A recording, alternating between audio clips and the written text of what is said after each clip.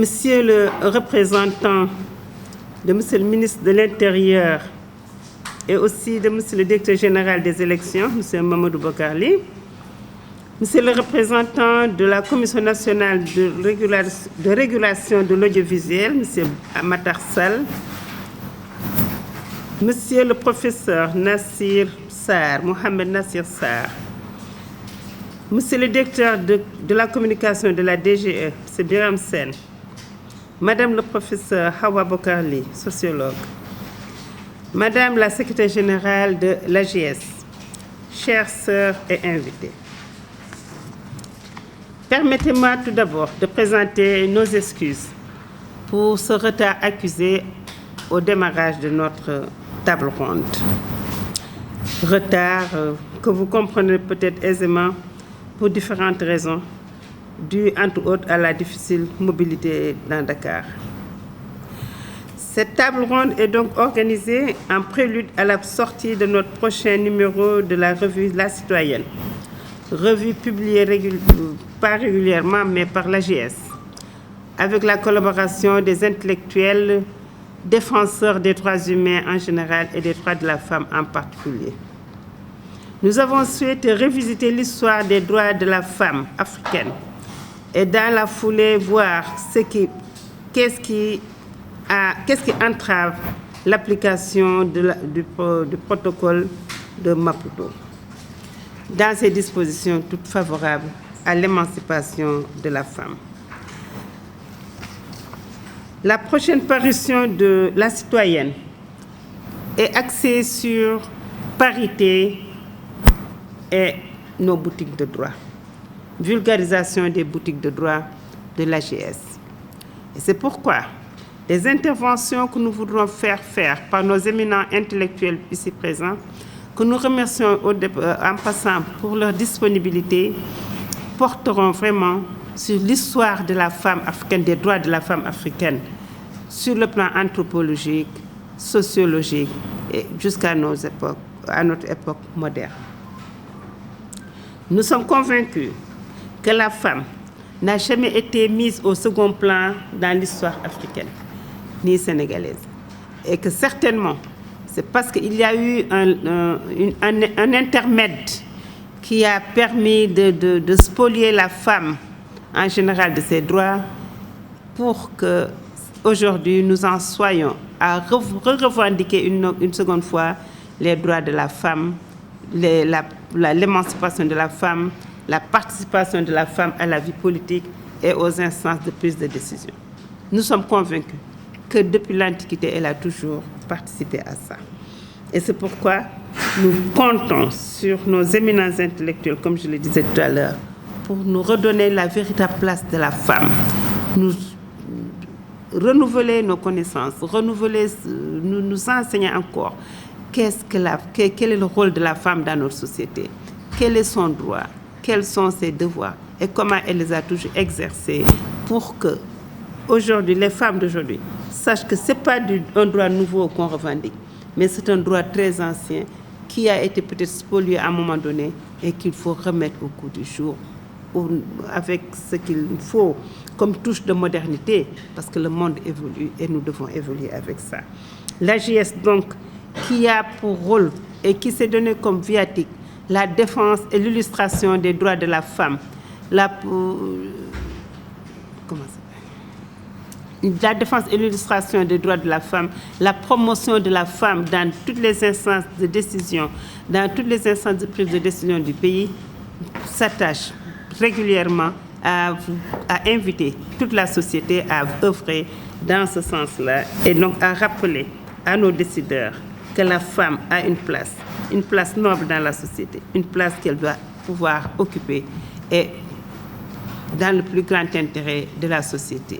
Car la femme, elle est ce qu'elle est, mère, épouse et sœur, mais également administratrice de la société et du royaume. Pour ça, c'est sur ces mots-là que je voudrais vraiment vous inviter à cette réflexion-là dans la table ronde. Merci, Madame la Présidente. Je voudrais tout d'abord remercier votre organisation de l'invitation qu'elle a bien voulu me faire pour assister et participer à cet atelier de réflexion sur un sujet aujourd'hui qui a fini de convaincre sur son importance. Un sujet actuel. J'ai souri hier quand j'ai entendu la cour d'appel de Saint-Louis casser un bureau municipal de Ronc, je crois, par défaut du respect de la parité. Autant il y a des défenseurs de cette loi, autant il y a des adversaires de cette loi. C'est la raison pour laquelle il faut faire face. Mais tout en faisant face, on se rend compte des fois des limites chez ceux ou celles qui doivent faire face. Je dis toujours que je n'arrive pas à comprendre le cloisonnement qui a des répercussions négatives et qui est issu de l'appartenance différente des femmes dans des partis différents. Or, l'objectif, c'est la promotion de la femme. Mais quand on est dans un parti A et que l'autre est dans un parti B, on s'oppose et de sorte que on peut même aller dans le sens contraire des intérêts de celle qui est en face. C'est la raison pour laquelle il faut que vous imaginez un dépassement de ces cadres partisans qui cloisonnent et qui limitent les intérêts. Et pensez au réseau des femmes. C'est-à-dire, quel que soit où le lieu où se trouve, ou la structure où se trouve la femme, qu'elle sache que les intérêts qu'elle défend de la femme dépassent les intérêts immédiats de son cadre partisan. Et que si la femme qui est dans l'autre camp peut assumer les fonctions, ce n'est pas parce que nous ne sommes pas dans le même parti que je ne voterai pas pour elle. Ça, c'est une limite que je vois chez vous. Je pense que c'est une question qu'il faudrait aborder et voir. On ne peut pas effacer les idéologies ou les doctrines, parce que c'est ça qui fait que les femmes sont dans un parti et les autres dans d'autres partis. Mais chercher comment atténuer et faire de sorte que l'intérêt de la femme soit mis en avant par rapport à tout autre intérêt. Je pense que ça, c'est une question importante qu'il faudra que vous examiniez. Le respect de la démocratie ou la considération de la démocratie fait de sorte que la femme, du point de vue démographique, doit occuper une certaine position parce que tout le monde est d'accord que vous êtes plus nombreuses que les hommes. Maintenant. Donc, démocratiquement parlant, on ne peut pas ne pas respecter vos droits. Si on est dans la démocratie, je dis bien, parce que c'est la loi du nombre. Dans la mesure où vous êtes, du point de vue démographique, vous êtes plus importante que les autres, normalement, dans la répartition des postes de responsabilité, dans les structures de décision, on doit le sentir. Ça, c'est par rapport à vous. Maintenant, économiquement parlant, comment est-ce qu'on peut aussi considérer la mise à l'écart d'un nombre plus important quand on cherche à se développer? Quand on cherche à se développer, on met à contribution le plus grand nombre de personnes possible. Dans ce cas-là, également, on ne peut pas mettre à l'écart les femmes. Le rôle que les femmes jouent dans les maisons, dans les quartiers, dans les villes, partout. Pourquoi aujourd'hui dans les associations de parents d'élèves, je vois que c'est les femmes qui s'occupent plus de la scolarité des enfants que les hommes. Si vous allez dans les milieux ruraux, il y a des structures qui s'occupent des forages. C'est les femmes qui sont là-bas. Dans au niveau des hôpitaux, vous avez les Badianogor, je crois, on dit. Là également, je veux dire, partout, on sent la présence de la femme dans les activités sociales. C'est la raison pour laquelle la loi sur la parité doit être respectée. Et je crois que le Sénégal a eu à comprendre ça et à faire partie du peloton de tête des pays qui travaillent pour la promotion de la femme en adoptant la parité absolue. Je ne veux pas me tromper, mais nous faisons partie, je crois, pas les 5 premiers pays. Voilà, oui. Donc ça veut dire que c'est important et que, effectivement, au Sénégal, on comprend bien l'importance de cette question. Alors, j'avais dit qu'il y a des forces de résistance.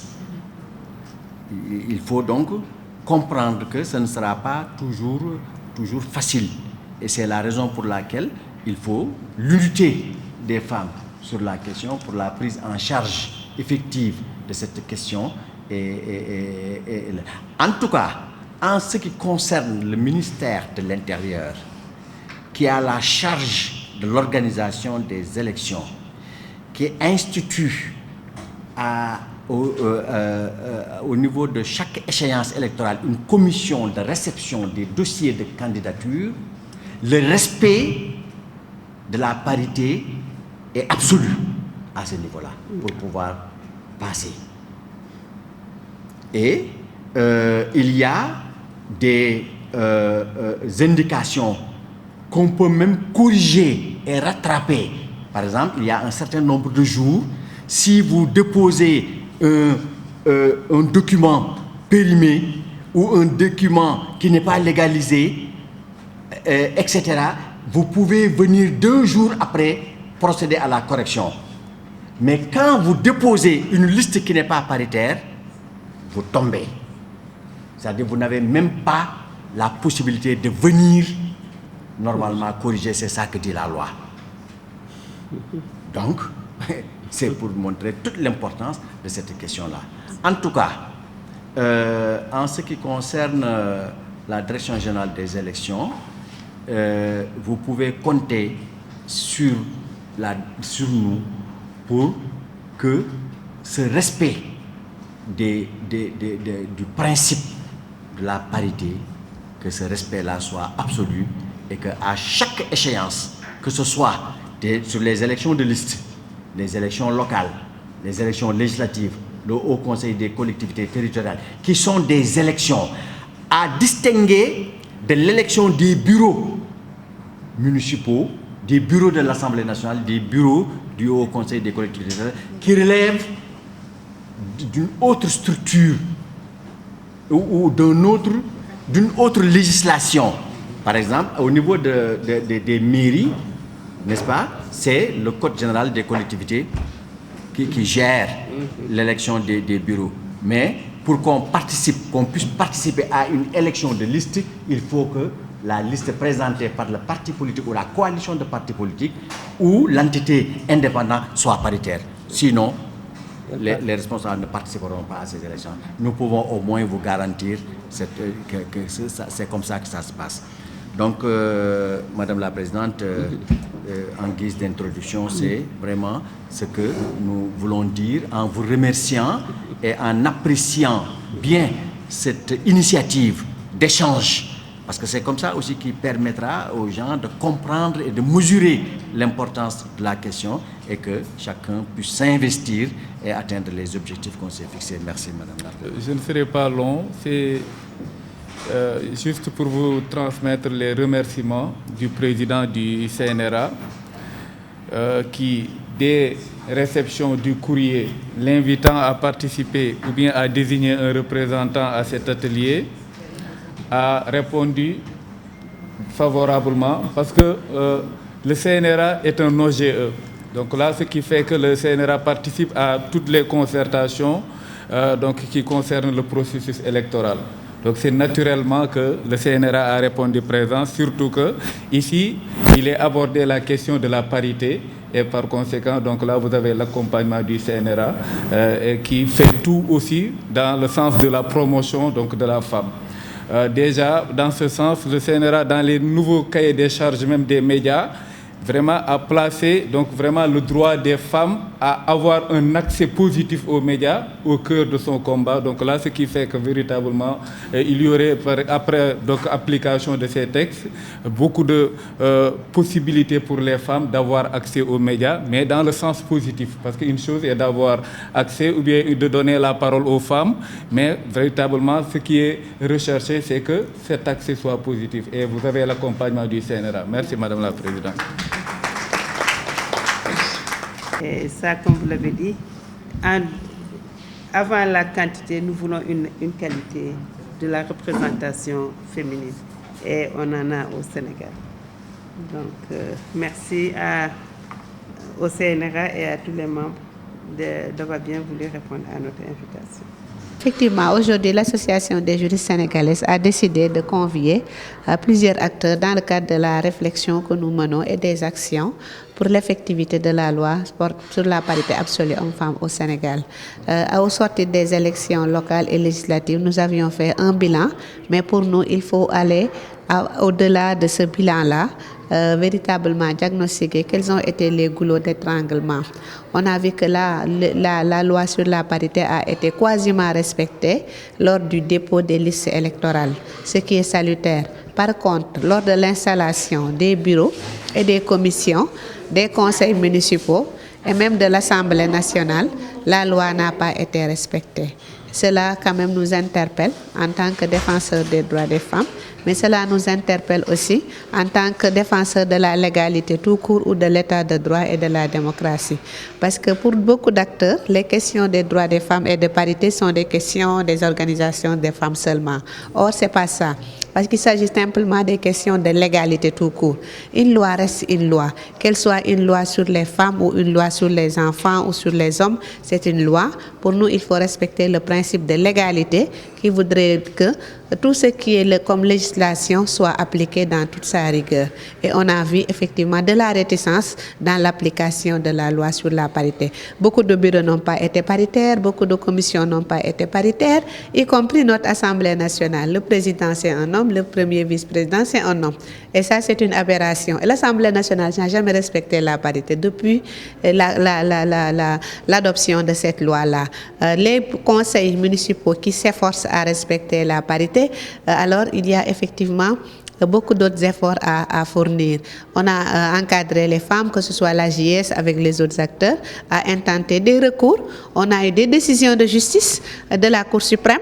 Ces décisions de justice sont là, mais pour nous, la question, ce n'est pas seulement d'avoir la Cour suprême qui est restée constante depuis 2014 en matière de respect de la loi sur la parité. Pour nous, c'est la question du respect de ce qu'on appelle l'autorité de la chose jugée. Ça veut dire quoi? Ça veut dire que toutes les décisions de justice doivent être appliquées dans leur rigueur. Il ne sert à rien d'avoir une décision de justice de la Cour suprême et qu'après, les autorités administratives en charge d'application de ces décisions ne les appliquent pas. Et c'est autour de toutes ces questions-là que nous avons convié des experts, aussi bien du gouvernement que de la société civile, que des partenaires techniques, autour de cette table ronde pour échanger en vue de trouver des solutions idoines dans l'application de la loi sur la parité, mais en perspective de préparer aussi les prochaines élections, en outillant les femmes, parce qu'il y a des goulots d'étranglement qui ne sont pas que liés au contexte juridique, qui sont liés au cadre sociologique. Le leadership politique des femmes, beaucoup de femmes qui sont dans les partis politiques ont du mal à s'affirmer, même si elles s'affirment. Aujourd'hui, on a vu que dans l'organisation de ces partis politiques-là, généralement, tout tourne autour du leader ou tourne également autour de quelques personnes. Comment accompagner les femmes pour qu'elles puissent asseoir ce leadership-là et assumer ce leadership politique-là? Parce que dans l'histoire politique, on a connu des femmes charismatiques. Je pense à Caroline Faye Diop, je pense à Adja Aram Diène, à Aminata Mbengue Ndiaye, à beaucoup d'autres femmes qui se sont distinguées quand même, aussi bien au sein de leur parti politique qu'au sein des instances dans lesquelles elles ont été. Il nous faut ramener les femmes engagées en politique autour de cet idéal, autour de cet essentiel, de les outiller pour qu'elles puissent assumer carrément le rôle que nous voulons qu'elle joue, et c'est un rôle quasiment positif parce qu'il s'agit tout simplement de prolonger le rôle communautaire dans cet espace politique. Il faut qu'on arrête de nous dire que les femmes ne sont pas compétentes, ne sont pas à la hauteur. Vous voyez ce qui se passe à l'Assemblée nationale, vous voyez ce qui vient de se passer. Un député abandonne sa mission parlementaire, l'exercice de sa mission, en quittant la tribune de l'Assemblée dans une séance qui est dédiée à ses mandats, à ses électeurs, parce que le vote du budget fait que le ministre passe 3 fois à l'Assemblée, en commission technique, en commission des finances pour les aspects financiers du budget, mais également en plénière pour rendre compte. C'est dans la fonction parlementaire. C'est ça qui fait un critère, c'est un critère fondamental d'un Parlement, qui fait du Parlement un lieu d'impulsion de la démocratie et qui fait d'un Parlement qu'il puisse être qualifié de Parlement démocratique, puisqu'il faut que le parlementaire rende compte aux électeurs et que le débat se fasse devant la nation. Alors, un député, un homme, quitte la tribune, c'est-à-dire au moment où il était en train de rendre compte de sa mission et d'exercer même sa mission et de défendre ses électeurs, il quitte la tribune pour descendre de l'estrade pour aller lever la main, même si c'était sur un homme, ça aurait été fondamentalement condamnable, a fortiori sur une femme. À partir de ce moment-là, ce député, il a abandonné sa mission parlementaire. Logiquement, il devrait démissionner devant le peuple sénégalais. Si le mandat était impératif, on l'aurait immédiatement déchu. Ça ne fait aucun doute. Et nous parlons parce que nous avons été parlementaires. Moi, personnellement, j'ai subi toutes sortes de brimades, toutes sortes d'invectives, toutes sortes de termes de mépris étant à l'Assemblée nationale. Mais je n'ai jamais pensé même répondre, surtout quand j'étais en plénière, pour rendre compte au peuple, à fortiori, descendre aussi bas pour aller porter un coup. À partir de ce moment-là, le député a abandonné le peuple, il a abandonné sa fonction de représentation, il a abandonné sa mission parlementaire et il devrait même logiquement démissionner. Il n'a plus sa place à l'Assemblée nationale. Donc, c'est vous dire que les femmes ont toute leur place à l'Assemblée nationale. Maintenant, le problème de la formation de toutes les femmes, mais également de tous les hommes. Parce que quand on parle de parité, ça ne s'applique pas, encore une fois, exclusivement aux femmes. Il faut comprendre que lorsqu'il y a une liste, et nous l'avons fait ici à Dakar, Dakar Plateau avait une liste où 2 femmes ont été superposées. Nous avons attaqué cette liste parce que nous avons dit que le caractère alterné de la parité n'a pas été respecté. Et l'Association des juristes sénégalaises a constamment veillé à ce que cette parité alternée soit respectée. La parité, ce n'est pas seulement le nombre, c'est le caractère alterné. C'est pour faire en sorte que les hommes partent au processus, mais aux instances de décision, être là où se décide le sort de toute la population sénégalaise. Voilà pourquoi nous sommes ici depuis ce matin en train donc de réfléchir sur les stratégies à mettre en œuvre, sur les orientations, sur la mise en œuvre des recommandations pour que les bureaux municipaux, aujourd'hui, des centaines de bureaux qui ont été annulés, d'abord par la Cour d'appel de Dakar, ensuite par la Cour d'appel de Thiès, la Cour d'appel de Saint-Louis, de Ziguinchor, toutes les cours d'appel excepté celle de Kaolack, puis de manière globale par la Cour suprême, que ces bureaux-là puissent être repris et que la parité puisse être strictement respectée dans un cadre alternatif quant à la représentation des hommes et des femmes. Voilà donc le